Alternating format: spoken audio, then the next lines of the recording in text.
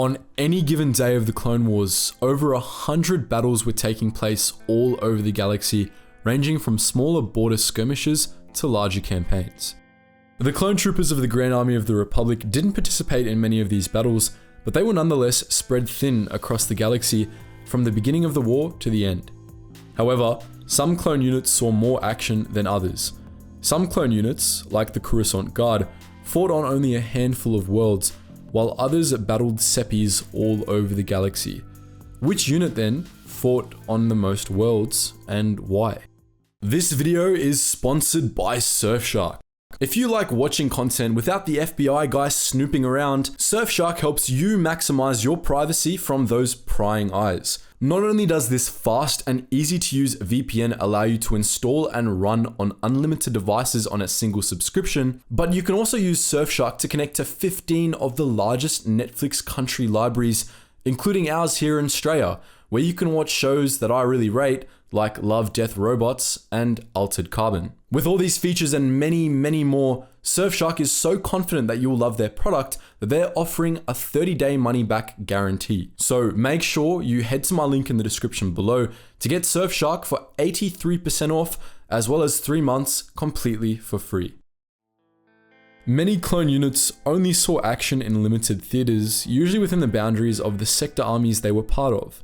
There were, however, several units that were ferried all over the galaxy from relatively inactive sectors, often as reinforcements for local clone units. Pretty much all of the noteworthy clone units, from the Galactic Marines to the 212th Attack Battalion, fell into this category. These well-traveled clones fought on hundreds of planets over the course of the Clone Wars. Of them, 2 stand out as having been particularly traveled: the 501st Legion and the 327th Star Corps. It's a safe bet that a fair few of you clicked on this video expecting the 501st to be the answer to our title question. After all, the 501st was originally formed to carry out the Supreme Chancellor's personal missions, which took 501st detachments all over the galaxy, especially at the end of the Outer Rim sieges.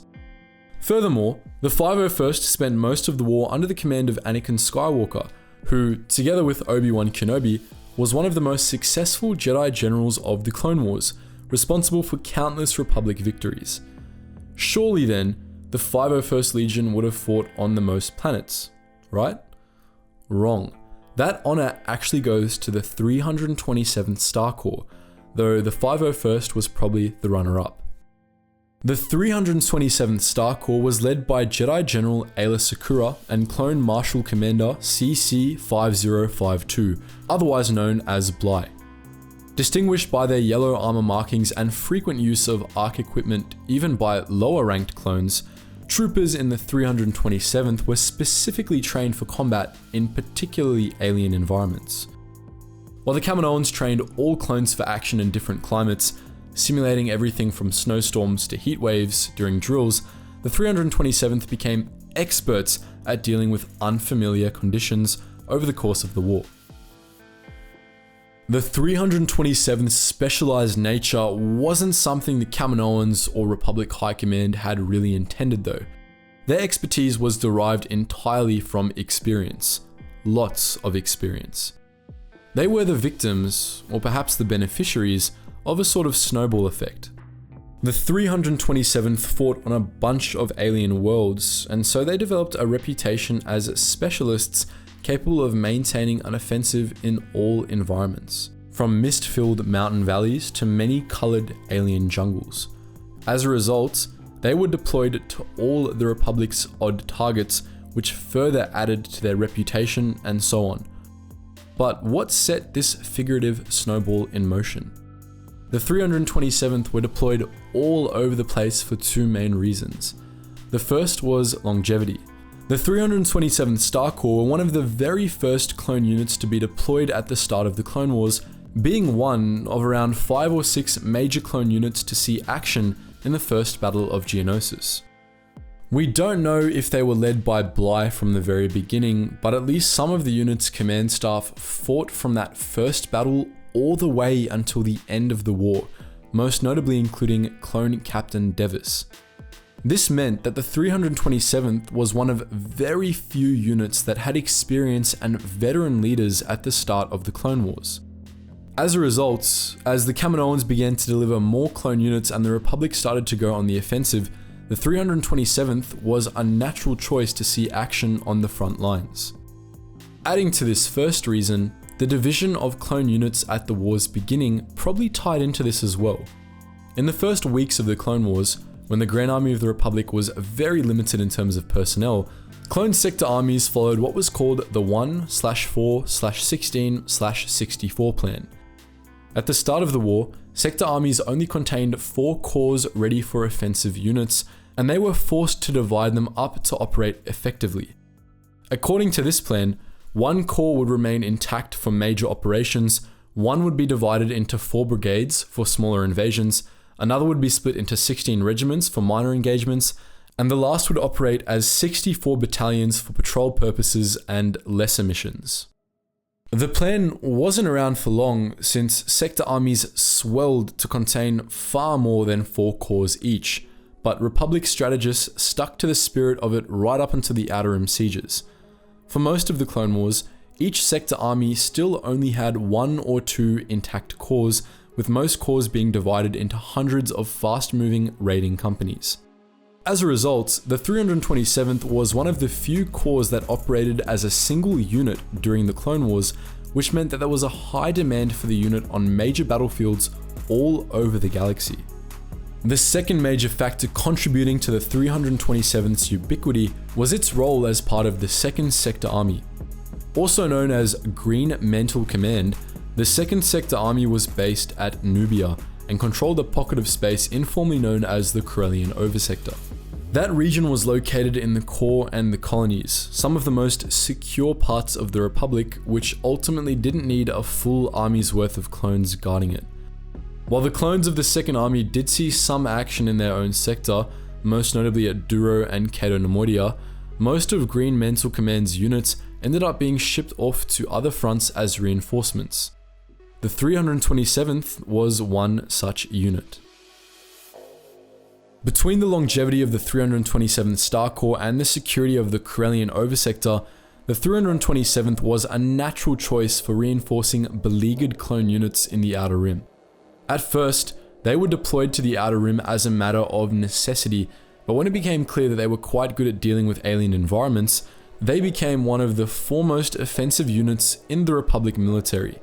They led the charge in countless Outer Rim campaigns, and they developed a reputation for pulling off victories in unpleasant circumstances, no matter if they were battling droids, Mandalorian protectors, or flesh-eating diseases.